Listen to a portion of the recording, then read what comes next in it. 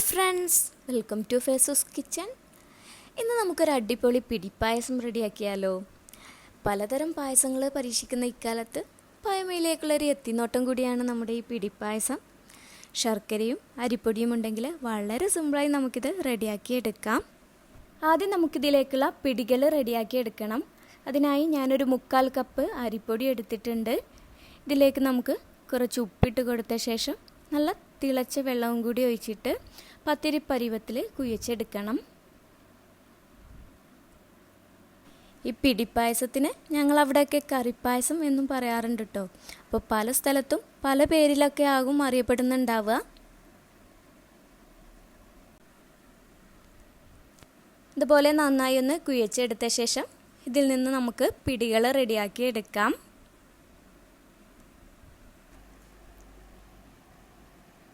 ഈ ഒരു വലുപ്പത്തിലുള്ള പിടികളാണ് ഞാൻ റെഡിയാക്കി എടുക്കുന്നത്. ചിലർ ഒന്നുകൂടി വലുപ്പത്തിൽ പിടികൾ റെഡിയാക്കി എടുക്കാറുണ്ട്. ചിലരാണെങ്കിൽ വളരെ ചെറിയ ടൈപ്പിലുള്ള പിടികൾ റെഡിയാക്കാറുമുണ്ട്. അപ്പോൾ അതൊക്കെ നമ്മുടെ ഇഷ്ടത്തിനനുസരിച്ച് ചെയ്യാം. ഇപ്പോൾ ഒരുപാട് വലുപ്പത്തിൽ ചെയ്യുന്നതിനേക്കാളും നല്ലത് ഈ ഒരു വലുപ്പത്തിലൊക്കെ ചെയ്യുന്നതാണ്. നമ്മൾ ഈ പായസം കുടിക്കുന്ന സമയത്ത് ഇടയ്ക്കിടയ്ക്ക് ഇതിങ്ങനെ കടിക്കുമ്പോൾ ഒന്നുകൂടി നല്ല ടേസ്റ്റ് ആയിരിക്കും.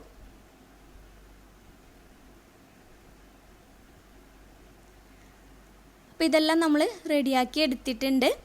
ഇനി നമുക്കിതൊന്ന് വേവിച്ചെടുക്കണം. അപ്പോൾ അതിന് മുമ്പായിട്ട് നമുക്കിതിലേക്കുള്ള ശർക്കരപ്പാനി കൂടി റെഡിയാക്കി എടുക്കാം. ഞാനൊരു 200 ഗ്രാം ശർക്കരയാണ് എടുത്തിട്ടുള്ളത്. ഇതിലേക്ക് 1/2 കപ്പ് വെള്ളവും കൂടി ചേർത്ത് ഇതൊന്ന് ഉരുക്കിയെടുക്കണം. 200 മുതൽ 250 ഗ്രാം വരെയൊക്കെ ശർക്കര എടുക്കാം, നമ്മുടെ മധുരത്തിനനുസരിച്ച്. അപ്പോൾ ശർക്കരപ്പാനി ഇവിടെ റെഡി ആയിട്ടുണ്ട്. പിന്നെ ഇത് മാറ്റി വെച്ച് നമുക്ക് വേറൊരു പാനിൽ ഒരു 5 കപ്പ് വെള്ളം എടുക്കാം. 1.25 ലിറ്റർ വെള്ളം. ഇതിലേക്ക് ഒരല്പം ഉപ്പിട്ട് കൊടുക്കുന്നുണ്ട്. ഒരല്പം മാത്രം മതി, നമ്മൾ പായസമാണല്ലോ ഉണ്ടാക്കുന്നത്. അപ്പോൾ ഒരല്പം മാത്രം ഉപ്പിട്ട് കൊടുക്കാം. എന്നിട്ട് ഈ വെള്ളം ഒന്ന് ചൂടായി വരുമ്പോൾ നമുക്കിതിലേക്ക് നേരത്തെ റെഡിയാക്കി വെച്ചിട്ടുള്ള പിടികൾ ഇട്ട് കൊടുക്കാം. ഇനി നമുക്കൊരു ലോ ടു മീഡിയം ഫ്ലെയിമിൽ വെച്ചിട്ട് ഇതൊന്ന് വേവിച്ചെടുക്കണം. ഒരു 10-15 മിനിറ്റൊക്കെ ആകുമ്പോഴേക്ക് ഈ പിടികളൊക്കെ ഒന്ന് വെന്ത് കിട്ടും. അപ്പോൾ ഇതുപോലെ വെന്ത് വന്ന ശേഷം നമുക്കിതിലേക്ക് ശർക്കരപ്പാനി ചേർക്കാം. ഞാൻ നേരത്തെ പറഞ്ഞ പോലെ ശർക്കരയുടെ അളവ് നമുക്ക് കൂട്ടുകയും കുറയ്ക്കുകയൊക്കെ ചെയ്യാം കേട്ടോ, നമ്മുടെ മധുരത്തിനനുസരിച്ച്. അപ്പോൾ ഇല്ലയെന്ന് തോന്നുകയാണെങ്കിൽ ഒരല്പം കൂടി ശർക്കര ഇട്ട് കൊടുത്താൽ മതി. അപ്പോൾ ഇതൊന്ന് തിളച്ച് വരട്ടെ. ഇതിലേക്കിനി 1/2 ടീസ്പൂൺ ഏലക്കാപ്പൊടി, ഒരു 1/4 കപ്പ് തേങ്ങ, 1/2 കപ്പ് മുതൽ 1/4 കപ്പ് വരെയൊക്കെ തേങ്ങ ചേർക്കാം.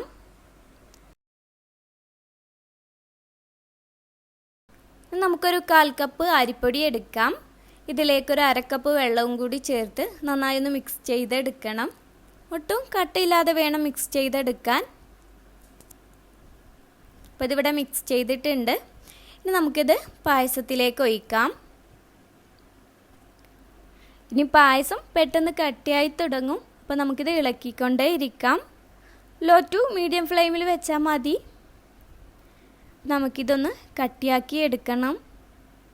ഒരു 10 മിനിറ്റൊക്കെ ആയപ്പോഴേക്ക് ഇതുപോലെ പായസമൊക്കെ കട്ടിയായി കിട്ടിയിട്ടുണ്ട്. അപ്പോൾ ഇത്ര മതി. ഇനി ഒന്ന് ഇരിക്കുമ്പോൾ ഒന്നും കൂടി കട്ടിയായി കിട്ടും. അപ്പോൾ നമുക്കിനി ഫ്ലെയിം ഓഫ് ചെയ്ത് ചൂടോടെ തന്നെ സെർവ് ചെയ്യാം. അപ്പോൾ നമ്മുടെ ടേസ്റ്റി ആയിട്ടുള്ള പിടിപ്പായസം ഇവിടെ റെഡി ആയിട്ടുണ്ട്. വളരെ കുറച്ച് ഇൻഗ്രീഡിയൻസ് വെച്ചിട്ട് പെട്ടെന്ന് റെഡിയാക്കി എടുക്കാൻ പറ്റിയിട്ടുള്ളൊരു അടിപൊളി പായസമാണ്. അപ്പോൾ എല്ലാവരും ട്രൈ ചെയ്ത് നോക്കിയ ശേഷം അഭിപ്രായം പറയാൻ മറക്കരുത്. നിങ്ങൾക്ക് എൻ്റെ വീഡിയോ ഇഷ്ടമായെങ്കിൽ ലൈക്ക് ചെയ്യാനും ഷെയർ ചെയ്യാനും, അതുപോലെ എൻ്റെ ചാനൽ ഇതുവരെ സബ്സ്ക്രൈബ് ചെയ്യാത്തവരാണെങ്കിൽ സബ്സ്ക്രൈബ് ചെയ്യാനൊന്നും മറക്കരുത്. അപ്പോൾ നമുക്ക് അടുത്തൊരു അടിപൊളി റെസിപ്പിയുമായി വീണ്ടും കാണാം. Thank you.